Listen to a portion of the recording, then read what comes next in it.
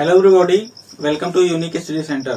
तो आज हम अपना सेकेंड चैप्टर अम्ल, क्षार एवं लवण करने वाले हैं।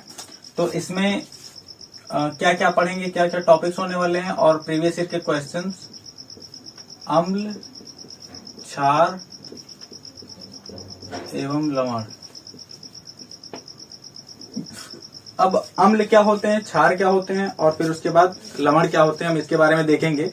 तो अम्ल बेसिक जो डेफिनेशन होती है उसकी, जो एकदम बिल्कुल शुरुआती परिभाषा जहां से हम शुरू करते हैं, वहां पे क्या होता है कि जो पदार्थ स्वाद में खट्टे होते हैं वो अम्ल होते हैं, और क्षार ये स्वाद में कसैले होते हैं, कड़वे होते हैं ना, जैसे नीम की पत्ती जैसी लगती है या करेला। तो इस तरह का कुछ स्वाद होता है क्षार का। तो ये तो टेस्ट करके हम पता लगा सकते हैं। लेकिन जो अम्ल दुर्बल होंगे, मतलब जो बहुत ज्यादा कॉन्सेंट्रेटेड नहीं होंगे, उनको तो हम पता लगा सकते हैं। लेकिन जो हाईली कॉन्सेंट्रेटेड होंगे, जो ज्यादा मतलब जो ज्यादा सांद्र होंगे, उनका तो पता नहीं लगा सकते, जीभ जला देगा।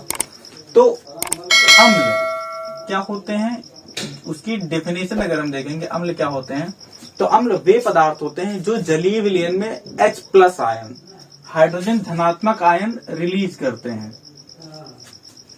अम्ल वे पदार्थ होते हैं जो जलीय विलयन में H+ आयन उत्पन्न करते हैं, और इसको उन पदार्थों को अम्ल बोला जाता है। और जो जितनी आसानी से H+ आयन को रिलीज कर देता है, वो उतना ही अच्छा अम्ल माना जाता है।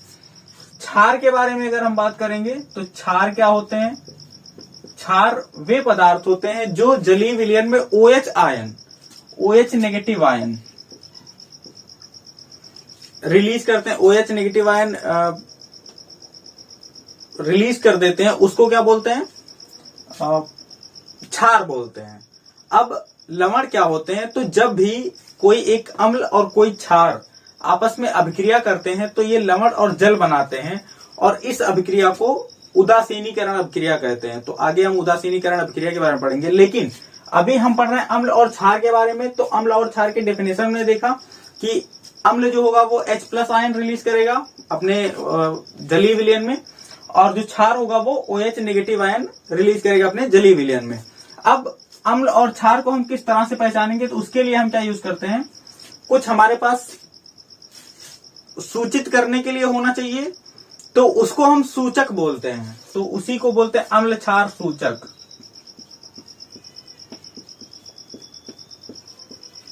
अम्ल क्षार सूचक। और ये कितने तरह के होते हैं? 2 तरह के होते हैं। एक प्राकृतिक होता है और एक संश्लेषित होता है। प्राकृतिक में जैसे हल्दी हो गया, और पीएच सॉल्यूशन हो गया, पीएच विलयन या पीएच पेपर, जो लिटमस पेपर होता है, पीएच पेपर नहीं, सॉरी, लिटमस पेपर। तो हल्दी, लिटमस पेपर, ये सभी क्या है? ये सभी प्राकृतिक सूचक हैं अम्ल और क्षारक के। और जो संश्लेषित होते हैं, ये लेबोरेटरी में मिलते हैं हमको, और इसमें आता है मेथिल ऑरेंज,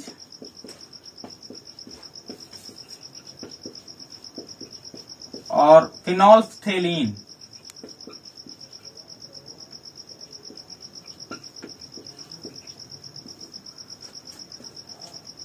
हल्दी जब कभी भी किसी इसका एग्जाम्पल हम देख सकते हैं, जब कभी भी व्हाइट शर्ट पे कोई व्हाइट शर्ट हो और उस पे हल्दी गिर जाए, तो जब हम उसको धुल रहे होते हैं कपड़े को, तो जब भी उस पे साबुन या डिटर्जेंट लगता है, तो वो तुरंत लाल कलर का हो जाता है। तो जो साबुन होता है या जो डिटर्जेंट होता है, वो बेसिक होता है, और ये हल्दी का रंग लाल कर देता है। तो इससे हमको हम क्षार को पहचान सकते हैं। तो ये एक क्या हुआ, एक सूचक हो गया क्षार को पहचानने का। और वैसे ही लिटमस पेपर होता है। लिटमस पेपर का काम क्या होता है कि ये नीले लिटमस को, जो अम्ल होता है, वो नीला लिटमस को लाल कर देता है, अम्ल। और अगर लाल है तो लाल ही रहेगा, और जो क्षार होता है वो लाल लिटमस को नीला कर देता है। तो अगर वो लाल है तो क्षार, और अगर नीला रहेगा तो नीला ही रहेगा, कोई चेंज नहीं आएगा। क्षार अगर है तब, मतलब एक हम लिटमस पेपर लेते हैं नीले रंग का और उसको एसिड में डुबोएंगे तो वो लाल हो जाएगा, और अगर लाल रंग का लेते हैं और उसको क्षार में डुबोएंगे तो वो नीला हो जाएगा। तो ये होते हैं हमारे प्राकृतिक सूचक, अम्ल क्षार सूचक। संश्लेषित में मेथिल ऑरेंज और फिनोल्फ्थेलिन आता है। मेथिल ऑरेंज होता है पिंक कलर का या हल्का कलर होता है इसका, और ऑरेंज कलर, और जब इसको अम्ल में डुबोया जाता है तो ये लाल हो जाता है। अम्ल मिलाया जाएगा तो लाल हो जाएगा, और क्षार अगर मिलाया जाएगा तो ये पीला हो जाएगा। और ये फिनोल्फ्थेलिन जो होता है ये हल्के ऑरेंज कलर का रहेगा, मेथिल ऑरेंज, और अम्ल मिलाने पे लाल होगा, क्षार मिलाने पे पीला होगा, और फिनोल्फ्थेलिन क्षार मिलाने पे पिंक कलर का हो जाएगा और अम्ल मिलाने पर कलरलेस ही रहेगा। तो इस तरह से हम पहचानते हैं अम्ल और क्षार को। एक होते हैं ऑल्फैक्टरी, है ना, गंधीय सूचक, मतलब जिनको हम अब ये सब कैसे हो गए, ये सब हम देख के बता सकते हैं कि जो अम्ल, जो भी सब्सटेंस दिया गया है, जो भी पदार्थ है वो अम्ल है कि क्षार है। लेकिन जो गंधीय सूचक होते हैं उसकी महक से पता चलता है कि वो अम्ल है या क्षार है। तो जैसे इसका उदाहरण हमको मिलता है लौंग का तेल हो गया, है ना, तो लौंग का तेल उसमें अम्ल डालेंगे तो कुछ और तरह की महक आएगी, और क्षार मिलाएंगे तो कुछ और तरह की महक आएगी। तो ये भी एक सूचक होता है। तो सूचक का काम होता है अम्ल और क्षार के बारे में बताना, मतलब कौन सा सब्सटेंस अम्ल है और कौन सा सब्सटेंस क्षार है, इसके बारे में हमको बताता है सूचक। अब ये अम्ल हो गया, क्षार हो गया, फिर उसके बाद अम्ल क्षार सूचक के बारे में देख लिया। अब अम्ल और क्षार की अभिक्रियाओं के बारे में देखेंगे कि अम्ल और क्षार किस तरह से अभिक्रिया करते हैं, धातुओं से कैसे अभिक्रिया करते हैं, फिर धातु कार्बोनेट और धातु हाइड्रोजन कार्बोनेट के साथ किस तरह से अभिक्रिया करते हैं, और क्या क्या चीजें उसमें रिलीज हो रही होती हैं, फिर अम्ल और क्षार आपस में कैसे अभिक्रिया करते हैं। तो वहां पे जब आपस में अभिक्रिया करते हैं तो वहां पे लवण बनता है और इसी को उदासीनीकरण अभिक्रिया कहते हैं ये। और फिर उसके बाद अम्ल जो होते हैं वो धातु के ऑक्साइडों से कैसे अभिक्रिया करते हैं, फिर जो क्षार होते हैं वो अधात्विक ऑक्साइडों से किस तरह से अभिक्रिया करते हैं, और फिर उसके बाद मिलेंगे हमको कुछ सामान्य लवण, और फिर उसके बाद इस चैप्टर के क्वेश्चंस कुछ होंगे और फिर ये चैप्टर फिनिश। तो अगला जो हमारा टॉपिक होने वाला है, अम्ल हमने पढ़ा, क्षार पढ़ा, अम्ल क्षार सूचक पढ़े। अब अम्ल और क्षार धातुओं से किस प्रकार अभिक्रिया करते हैं इसके बारे में पढ़ेंगे। तो एक लाइन जो है याद रखनी है,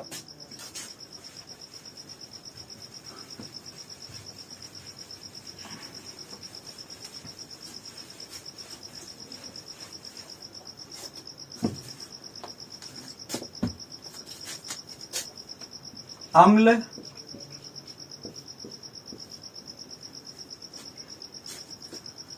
पहले अम्ल की अभिक्रिया देख लेते हैं धातुओं के साथ। तो जब भी अम्ल धातुओं के साथ अभिक्रिया करता है तो हाइड्रोजन गैस रिलीज होती है।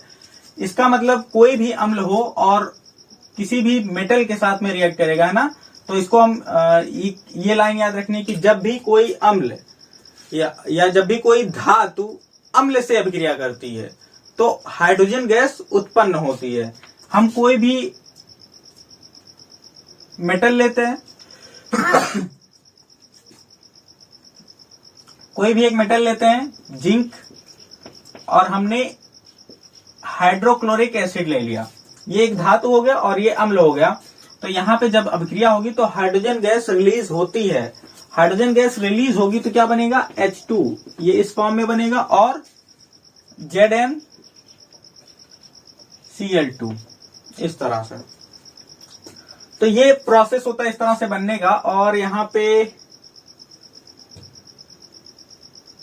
बैलेंस अगर हमको करना है तो यहाँ पे 2 लगा देंगे, ये इक्वेशन बैलेंस हो जाएगा। तो ये तरीका होता है।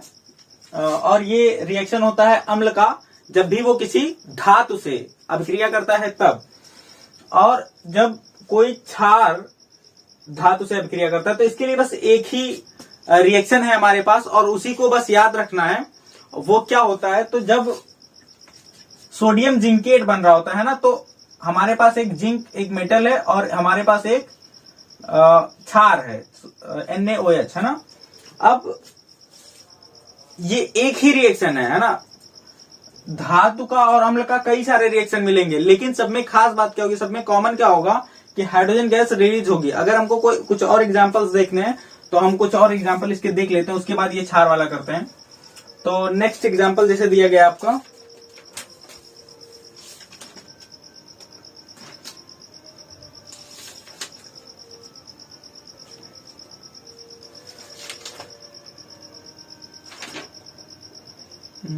मैग्नीशियम और sulphuric acid Mg plus H2SO4, तो क्या बनाएगा MgSO4 और प्लस हाइड्रोजन गैस रिलीज होगा। यहां पे भी हाइड्रोजन रिलीज हो रहा है।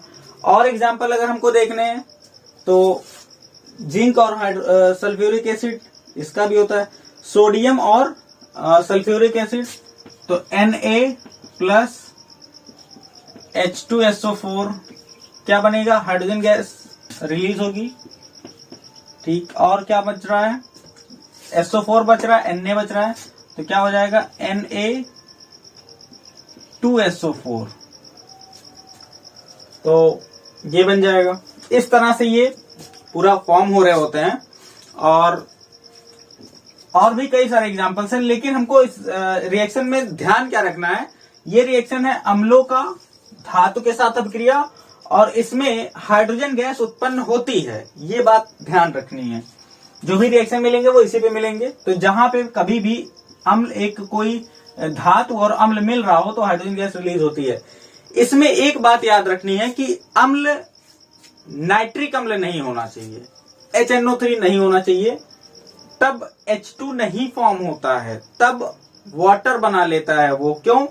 क्योंकि जब कभी भी HNO3 रिएक्ट करता है तो इसमें ऑक्सीजन ज्यादा होता है, और ऑक्सीजन ज्यादा होने की वजह से ये इस हाइड्रोजन का ऑक्सीकरण हो जाता है, एक ऑक्सीजन उसमें जाके जुड़ जाता है और इससे पानी बनता है, मतलब वाटर फॉर्म हो जाता है, और ये H2 गैस रिलीज नहीं होता है। तो एक्सेप्शन है, ये एक अपवाद है कि HNO3 जो नाइट्रिक अम्ल है वो धातुओं के साथ अभिक्रिया करके हाइड्रोजन गैस उत्पन्न नहीं करता है, लेकिन मैग्नीशियम के साथ ये हाइड्रोजन गैस उत्पन्न करता है।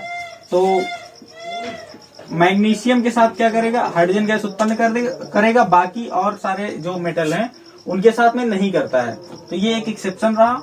और मेटल और एसिड का रिएक्शन, अब एक बेस और एक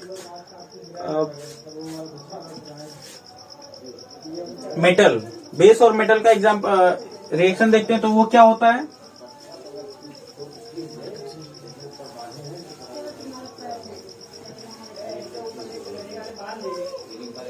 मतलब एक क्षार होगा हमारे पास और इसका एक ही रिएक्शन है और वही याद रखना है क्या होता है। तो क्षार जो भी होगा, मतलब हमारे पास सोडियम हाइड्रोक्साइड और एक हमारे पास जिंक मेटल है और सोडियम हाइड्रोक्साइड, तो क्या बन जाता है, यहाँ पे हाइड्रोजन गैस रिलीज तो होती है, तो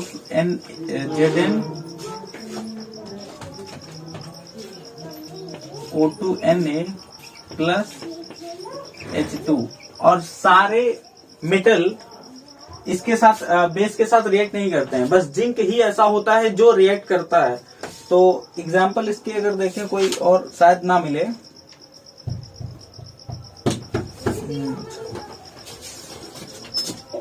क्षारकों की धातुओं के साथ अभिक्रियाएं,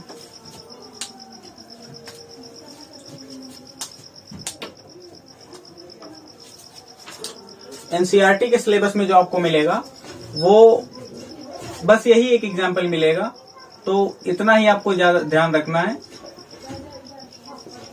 ये एक रिएक्शन है जो, और सारे मेटल नहीं रिएक्ट करते हैं क्षार के साथ, तो ये एक क्षार का और एक धातु का रिएक्शन रहा, और इस कंपाउंड का नाम होता है सोडियम जिंकेट। तो ये रिएक्शन बस आपको याद रखनी है, सोडियम जिंकेट।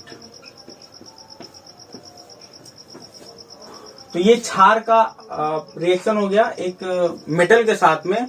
इसके बाद हम देखते हैं कि मेटल कार्बोनेट और मेटल हाइड्रोजन कार्बोनेट के साथ एसिड कैसे रिएक्ट करते हैं। ये हमारा अगला टॉपिक होने वाला है।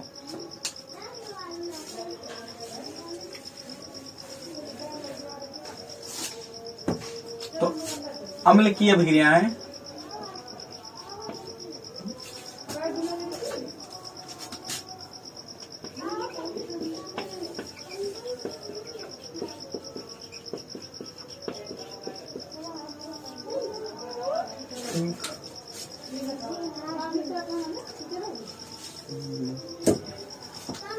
अम्ल की अभिक्रियाएं धातु कार्बोनेटों धातु कार्बोनेट एवं धातु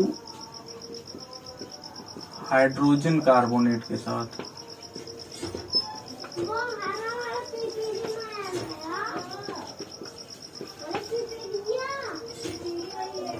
पहले हम देख लेते हैं मेटल कार्बोनेट और मेटल हाइड्रोजन कार्बोनेट होते क्या हैं। जब कार्बोनेट कब होता है, जहां पे भी CO3-2 ये एक साथ जुड़ जाएगा तो वो हो जाता है कार्बोनेट, और HCO3-1 ये बन जाता है हाइड्रोजन कार्बोनेट। तो इसका रिएक्शन हमको पढ़ना है एसिड के साथ में। तो क्या क्या बनने वाला है यहाँ पे, उसके लिए ये लाइन याद होनी चाहिए कि जब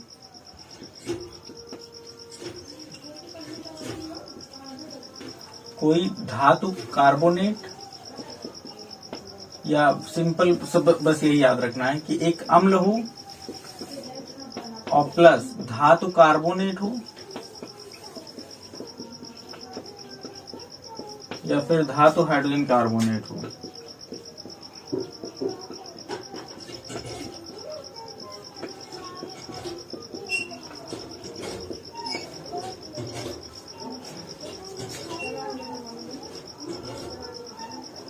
तो ये बनाएगा क्या, एक कार्बन डाइऑक्साइड बनाएगा प्लस जल बनाएगा, और यहाँ पे एक लवण फॉर्म होगा, एक सॉल्ट फॉर्म होगा। तो ये चीज याद रखनी है इस ऊपर वाली रिएक्शन को पढ़ने के लिए। जो भी रिएक्शन रहेगा इसी पे हमको लिखना रहेगा। तो एक तरह से ये उसकी मैकेनिज्म होती है। और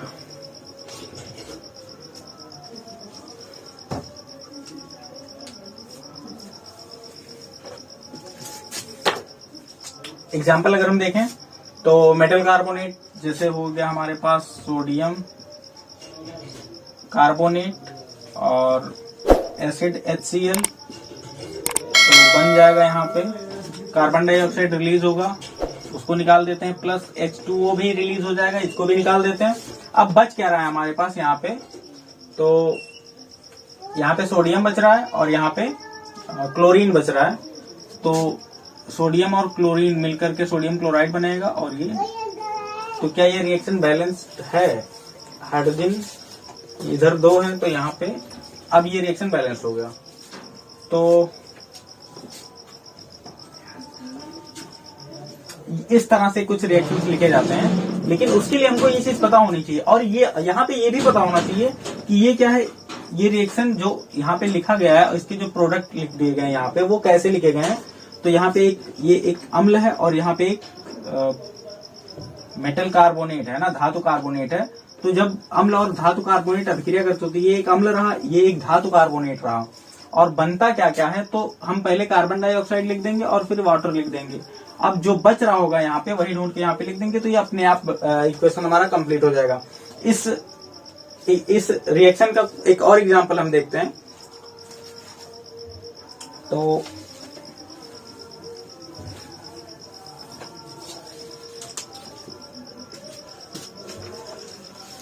कैल्शियम कार्बोनेट और इसका रिएक्शन देखते हैं HCl के साथ। तो क्या क्या बनने वाला है यहाँ पे हमारे पास, कार्बन डाइऑक्साइड तो रिलीज ही होगा, H2O भी रिलीज होगा, प्लस अब बन क्या रहा है, कैल्शियम बच रहा है और क्लोरीन बच रहा है। तो CaCl2 बन जाएगा। क्या ये रिएक्शन बैलेंस है? तो अभी देखते हैं हाइड्रोजन इधर तो ये भी रिएक्शन अब बैलेंस्ड हो गया।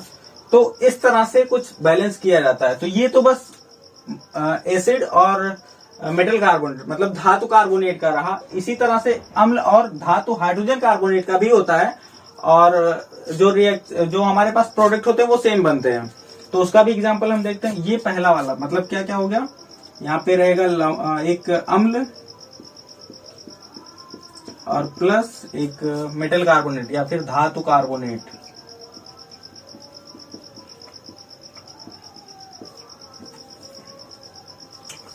और फिर उसके बाद अगला वाला जो बनने वाला है, कोई भी एक मेटल हो, HCl ही मान लेते हैं। और अब की बार हमको क्या चाहिए, अब की बार धातु हाइड्रोजन का मतलब हाइड्रोजन कार्बोनेट होना चाहिए, जो HCO3-1 था, तो NaHCO3 हो सकता है। तो बनेगा क्या क्या, सेम प्रोडक्ट बनेगा, कार्बन डाइऑक्साइड रिलीज होगा प्लस वाटर तो बनेगा ही बनेगा। ठीक है, अब बच क्या रहा है, यहाँ पे एक सोडियम यहाँ पे हमारे पास बच रहा है और एक क्लोरीन बच रहा है। तो इससे ये NaCl बन जाएगा। तो ये प्रोडक्ट सेम हो गया ऊपर वाले के जैसा ही। तो चाहे मेटल कार्बोनेट हो या फिर चाहे मेटल हाइड्रोजन कार्बोनेट हो, बनने में हमारे पास एक सॉल्ट बनेगा, एक लवण, कार्बन डाइऑक्साइड और वाटर। तो इसी पे हमको ये पूरे रिएक्शन लिखने रहेंगे और रिएक्शन में ये चीज ढूंढ लेनी होगी कि वो जो रिएक्शन दिया वो कौन सा दिया गया है। तो यहाँ पे हमको क्लियर दिख रहा है कि ये एसिड है, अम्ल, और इधर धातु मेटल कार्बोनेट है। तो प्रोडक्ट बिल्कुल वैसा बनेगा। तो ये होता है अम्ल की अभिक्रिया धातु कार्बोनेट एवं धातु हाइड्रोजन कार्बोनेट के साथ। अब इसके बाद वाला जो है, तो अम्ल एवं क्षारक जो होते हैं, हमने पहला पढ़ा कि अम्ल धातुओं से किस प्रकार अभिक्रिया करते हैं। उसके बाद पढ़ा कि क्षारक धातुओं से किस प्रकार अभिक्रिया करते हैं, और फिर अम्ल हाइड्रोजन कार्बोनेट और धातु हाइड्रोजन कार्बोनेट के साथ किस प्रकार अभिक्रिया करते हैं। अब हम ये देखेंगे कि अम्ल एवं क्षार आपस में किस प्रकार अभिक्रिया करते हैं। तो ये हमारा नेक्स्ट टॉपिक होने वाला है। तो अम्ल एवं क्षार की आपस में अभिक्रिया।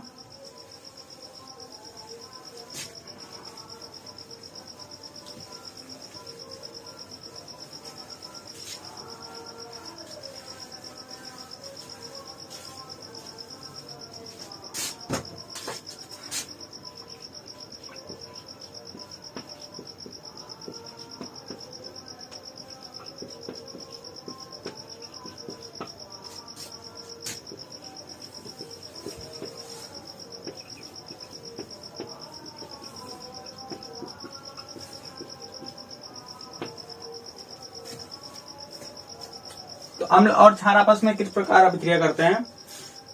तो जब भी कोई अम्ल और क्षारक अभिक्रिया करते हैं तो ये दोनों एक लवण और जल बना लेते हैं, और इस अभिक्रिया को उदासीनीकरण अभिक्रिया बोलते हैं। मतलब कोई अम्ल हो और एक कोई क्षार हो, बना क्या लेगा, एक कोई लवण बना लेगा और प्लस जल बनाएगा। अब पीएच मान जो होता है अम्ल का, वो 0 से लेकर के 7 के बीच में होता है, और क्षार का जो पीएच मान होता है वो 7 के बाद मतलब 8 से लेकर के 14 तक होता है। लेकिन जो सॉल्ट होता है उसका पीएच मान 7 होता है, मतलब न्यूट्रल हो जाता है और इसीलिए उदासीन हो जाता है, और इसीलिए इसको उदासीनीकरण अभिक्रिया बोलते हैं। एग्जाम्पल हम देखें, बिल्कुल सिंपल सा, हाइड्रोजन क्लोराइड HCl हमारे पास एक अम्ल है और एक हमारे पास NaOH ये बेस है। मिलेगा क्या और बनेगा क्या, एक वाटर तो बनेगा ही H2O, और प्लस इधर क्या मिल रहा है, Na मिल रहा है, इधर Cl मिल रहा है। तो यहाँ पे हमारे पास NaCl बन गया। तो ये एक सॉल्ट हो गया और ये वाटर हो गया। तो इसको बोलते हैं उदासीनीकरण अभिक्रिया, और ये एसिड और बेस का आपस में अभिक्रिया होता है। अब एसिड्स का, क्योंकि चैप्टर ही हमारा एसिड बेस एंड सॉल्ट्स, तो अब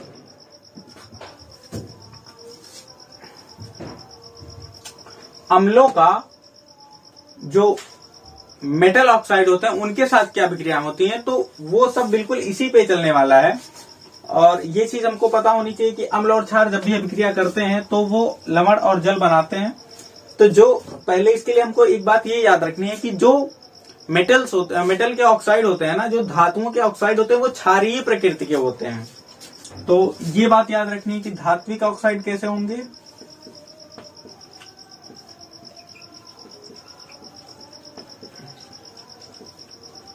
ये होंगे क्षारीय और अम्ल है। तो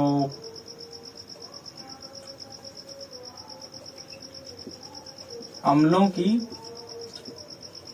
धात्विक ऑक्साइड के साथ अभिक्रिया,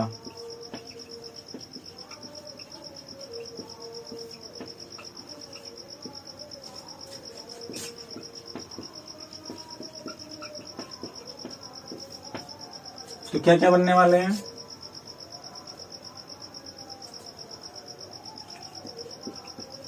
अम्ल हो और धात्विक ऑक्साइड हो,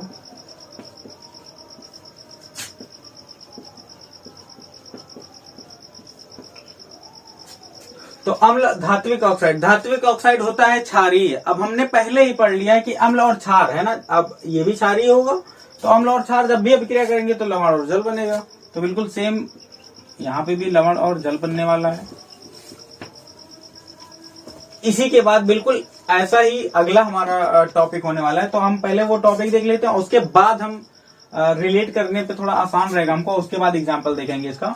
अब अम्लों का धात्विक ऑक्साइड के साथ अभिक्रिया। अब जो नॉन मेटेलिक ऑक्साइड होते हैं, मतलब जो अधातुओं के ऑक्साइड होते हैं, मतलब मेटल के ऑक्साइड होने का मतलब जो भी धातुएं हैं उसके ऑक्साइड, और नॉन मेटल जो अधातुएं हैं उनके ऑक्साइड। अधातुओं के जो ऑक्साइड होते हैं वो अम्लीय प्रकृति के होते हैं। अब अगर अम्लीय प्रकृति के हैं तो जब भी वो क्षार के साथ अभिक्रिया करेंगे तो वो भी न्यूट्रलाइज हो जाएंगे। तो यहाँ पे नेक्स्ट वाला हमारा होगा क्षारकों की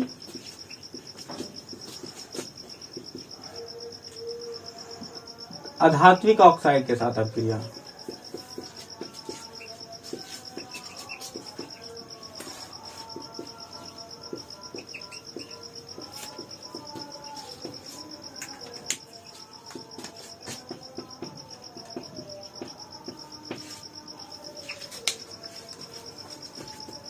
अब अगर वो बेस है ना, और अधात्विक ऑक्साइड जो होते हैं वो अम्लीय होते हैं, तो फिर सेम रिएक्शन बन रहा है, यहाँ पे क्षार हो जाएगा। और ये अधात्विक ऑक्साइड कैसे होते हैं, धात्विक अगर क्षारीय होते हैं तो अधात्विक ऑक्साइड, ये भी याद रखना है कि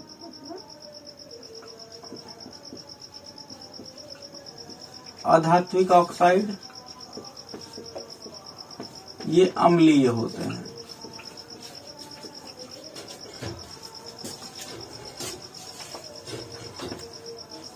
और यहाँ पे क्षार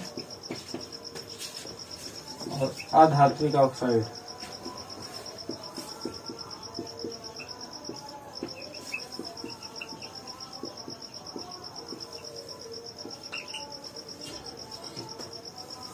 बनेंगे क्या क्या, क्षार है और अधात्विक ऑक्साइड अम्लीय प्रकृति का है, तो ये एक लवण बनेगा और प्लस जल बनेगा, सिंपल सा। तो अब इसके एग्जाम्पल, तो कोई भी एक एसिड HCl प्लस धात्विक ऑक्साइड कोई भी, तो सोडियम ऑक्साइड Na2O, बनने क्या वाला है, लवण और जल बनेगा। तो H2O हम निकाल देते हैं, बच क्या रहा है, Na बच रहा है, Cl बच रहा है, तो NaCl। अब अगर बैलेंस करना है तो इधर Na2 है, 2Na हो गया, यहाँ पे इधर ये बैलेंस हो गया। तो इस तरह से कुछ बैलेंस किया जाएगा और इस तरह से रिएक्शन होगा। और एग्जांपल अगर लिखने हैं तो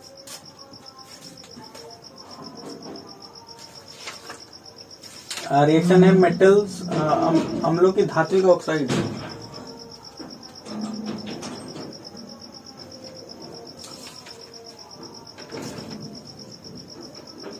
कॉपर ऑक्साइड और हाइड्रोजन सल्फेट।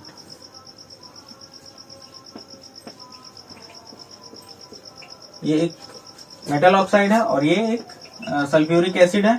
रिएक्ट करेगा तो एक वाटर बनेगा और एक सॉल्ट फॉर्म होगा। तो वाटर अगर निकल गया तो बच क्या रहा है, कॉपर Cu इधर और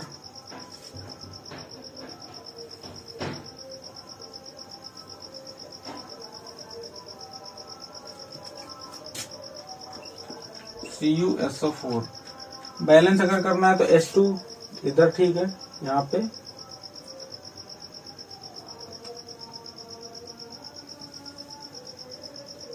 H2O CO ठीक है, बैलेंस पहले से ही है ये। तो इस तरह से इसके एग्जाम्पल हो जाएंगे। इसके एग्जाम्पल अगर हमको चाहिए तो क्षार, एक कोई हमको क्षार पता होना चाहिए। तो क्षार होता है सोडियम हाइड्रोक्साइड NaOH और प्लस अधात्विक ऑक्साइड, कोई भी एक नॉन मेटेलिक ऑक्साइड हमको चाहिए। तो non metallic oxide carbon dioxide ले सकते हैं या कोई भी ऑक्साइड। तो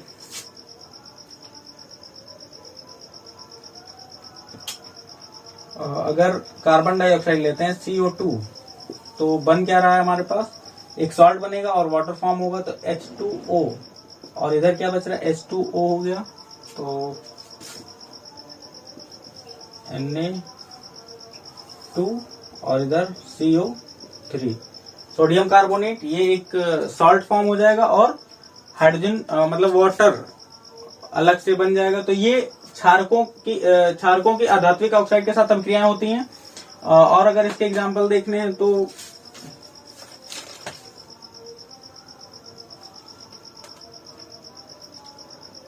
NaOH और SO2, सल्फर डाइऑक्साइड, क्या क्या फॉर्म होने वाला है, सोडियम वाटर फॉर्म होगा प्लस Na2SO3 सोडियम सल्फाइड। तो इस तरह से ये फॉर्म होने वाले हैं और ये सारे रिएक्शंस रहे। अब इसके बाद कुछ कॉमन सॉल्ट हमको मिलते हैं इसी चैप्टर से। एक साधारण जो नमक होता है उससे हमारे पास कुछ सॉल्ट्स हम निकालते हैं और क्लोर एल्काइल प्रोसेस और ये सारी चीजें मिलेंगी। तो हम अपना नेक्स्ट देखते हैं। अम्ल एवं क्षारकों में क्या समानताएं होती हैं। तो जितने भी अम्ल होते हैं वो जल में घुलने के बाद, मतलब जो भी उनका वाटर सॉल्यूशन होगा उसमें H+ आयन रिलीज ही करेंगे। मतलब अम्लों का जो एक कंपोनेंट होता है जो कि हर अम्ल में होता है वो हाइड्रोजन होता है। और क्षारकों की जब बात करेंगे तो सारे क्षार जल में घुलने के बाद OH नेगेटिव आयन प्रोवाइड करते हैं और जितने भी क्षार होंगे सब OH नेगेटिव आयन रिलीज करते हैं। तो ये सारे क्षारकों में समानताएं होती हैं। तो ये था अम्ल और क्षारकों में जो समानताएं होती हैं वो। और अब इसके बाद हमको कुछ सॉल्ट्स के बारे में पढ़ना है, कुछ लवण, कुछ सामान्य लवण है ना, क्या क्या होते हैं वो।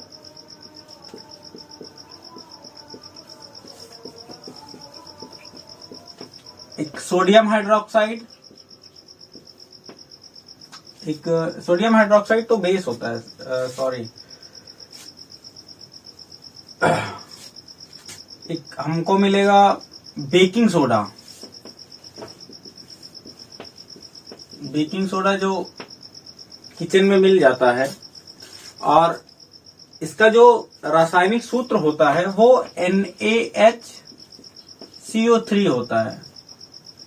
नमक के जैसा दिख रहा होता है ये। और काम क्या होता है इसका, तो किचन में पाया जाता है। तो किचन से ही रिलेटेड कुछ काम होगा, है ना। पकौड़े और ये सब बनाए जाते हैं तो उसमें डाल दिया जाता है जिससे कुछ चेंजेस उसमें आते हैं, है ना, खाने में अच्छा लगता है या फिर उसका शेप कुछ वगैरह चेंज हो जाते हैं। तो ये बेकिंग सोडा होता है। फिर उसके बाद आता है वॉशिंग सोडा या फिर धावन सोडा जिसको हम बोलते हैं। धावन सोडा का रासायनिक सूत्र होता है Na2CO3 × 10H2O। इसके बेकिंग सोडा, इसके आपको उपयोग पता होने चाहिए और भौतिक गुण पता होने चाहिए। भौतिक गुण में क्या कि मतलब वो दिखता कैसा है, एक आध दो रासायनिक गुण की गर्म करने पे और ठंडा करने पे क्या होता है। और सेम वही चीज धावन सोडा में होगा कि इसको जब गर्म करते हैं तो ये निर्जल, मतलब पानी के मतलब इसमें से जो वाटर मॉलिक्यूल्स हैं वो उड़ जाते हैं।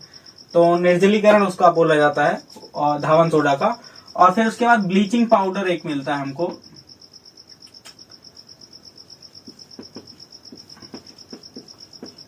ब्लीचिंग पाउडर होता है CaOCl2। कीटनाशक को मारने के, कीटनाशकों को हटाने या फिर सफाई के लिए भी इसका यूज किया जाता है ना, किसी भी चीज का रंग उड़ाना हो उसके लिए ब्लीचिंग पाउडर का उपयोग किया जाता है, सफाई में भी किया जाता है, क्योंकि ये जब पानी से अभिक्रिया करता है तो नवजात ऑक्सीजन उत्पन्न करता है, जो वहां से जो गंदगी होती है उसको वो बिल्कुल हटा देता है ना। जैसे कहीं पे काई अगर लगी हुई है तो आप वहां पे से साफ कर सकते हैं, और कीटनाशकों के जैसा भी इसका यूज किया जाता है। तो ये इसके रिएक्शंस कैसे बनते हैं और इसके कौन कौन से प्रॉपर्टीज होते हैं। फिर उसके बाद एक आपका आता है पीओपी, प्लास्टर ऑफ पेरिस। अब प्लास्टर ऑफ पेरिस का जो रासायनिक सूत्र होता है वो CaSO4 और हाफ H2O, और जब ये वाटर से रिएक्ट करता है तो एक सॉलिड सब्सटेंस बना लेता है CaSO4 इंटू 2H2O, इसको हम जिप्सम बोलते हैं। तो ये हार्ड हो जाता है। उपयोग कहाँ पे होता है, तो जब कहीं हड्डी उड्डी टूट जाती है तो जो प्लास्टर लगाया जाता है वही होता है पीओपी, और ये जब पानी इसमें मिला दिया जाता है तो ये जिप्सम बना लेता है, जो कि एक सॉलिड बहुत ही ठोस हो जाता है। तो प्लास्टर लगने के बाद वो जिस तरह का बन जाता है उसको जिप्सम बोलते हैं, और उसके पहले वही पीओपी रहता है। तो ये जो आपके कॉमन सॉल्ट थे उनके बारे में था। कुछ क्वेश्चंस हैं प्रीवियस ईयर के, उसको हम देख लेते हैं, और ये ज्यादातर क्वेश्चन 2019 के ही हैं। तो 2-3 क्वेश्चन है उसको हम देख लेते हैं, और फिर उसके बाद ये चैप्टर आपका कंप्लीट हो जा रहा है।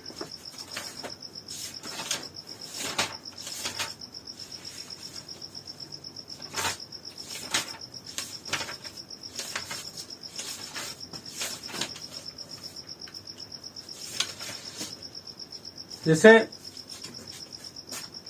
एक क्वेश्चन है हमारे पास कि जो अम्लीय वर्षा होती है, अम्लीय वर्षा होती तभी है जब एयर पॉल्यूशन बहुत ज्यादा होता है, मतलब वायु प्रदूषण बहुत ज्यादा हो जाता है। कार्बन डाइऑक्साइड, सल्फर डाइऑक्साइड, इन सबकी मात्रा जब वातावरण में बढ़ जाती है तो ये अम्लीय वर्षा का कारण बनता है। और तो अम्लीय वर्षा जो होती है उसका पीएच मान कितना होता है, लगभग मान, तो वो मल्टीपल चॉइस टाइप क्वेश्चन है, तो 5.2 के आसपास होता है। तो अम्लीय वर्षा का जो पीएच मान होता है वो लगभग 5.2 के आसपास होता है, ये चीज याद रखनी है आपको। फिर एक और क्वेश्चन है कि जब हम सोडियम कार्बोनेट है ना, धावन सोडा को जब गर्म करते हैं तो ये कौन सी गैस को रिलीज करता है, सॉरी ये बेकिंग पाउडर है। तो जब इसको हम गर्म करते हैं तो कौन सी गैस को ये रिलीज करता है, तो जब इसको गर्म करते हैं तो ये कार्बन डाइऑक्साइड गैस को रिलीज करता है, CO2 गैस को रिलीज करता है। तो ये भी एक MCQ का ही क्वेश्चन था। और नेक्स्ट क्वेश्चन है सल्फ्यूरिक अम्ल में हाइड्रोजन परमाणु की संख्या कितनी होती है। तो सल्फ्यूरिक अम्ल होता है हमारा H2SO4। अब कितने हाइड्रोजन परमाणु होते हैं वो हमको दिख रहे हैं, 2 हाइड्रोजन परमाणु होते हैं। तो सल्फ्यूरिक अम्ल में हाइड्रोजन परमाणु की संख्या 2 होती है। और क्षारक के साथ हल्दी का रंग क्या होता है, तो इसको आपको याद रखना है। शर्ट धुलते टाइम वो किस रंग का हो जाता है। अगर आपने कभी धुला हो, व्हाइट शर्ट पे हल्दी लग गई हो, है ना, शादी में गया हूं, खाना खाया हूं और सब्जी गिरा लिए हूं, तो जब धुलने जाएंगे तो पता चलेगा कि वो तो जो हल्दी गिरी थी वो धुलते टाइम लेके गुटका गिर गया है। तो कुछ ऐसा ही है ना। तो हल्दी का जो रंग होता है वो लाल हो जाता है जब भी उस पे साबुन या कोई डिटर्जेंट जाता है तब, तो पीले से वो लाल हो जाता है। और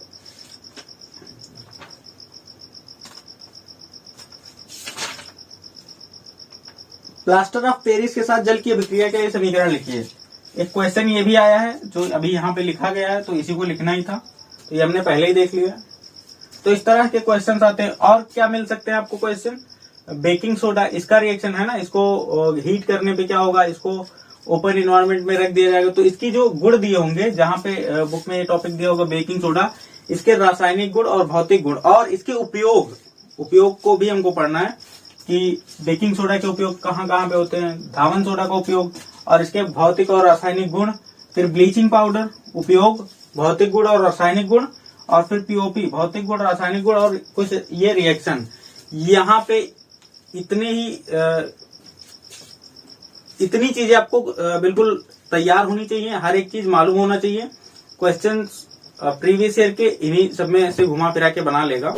और प्रीवियस ईयर के क्वेश्चन और अगर आपको मिल रहे हैं, उसके सॉल्यूशन अगर आप नहीं कर पा रहे हैं तो आप उसको नंबर पे कांटेक्ट करके पूछ सकते हैं। Thank you.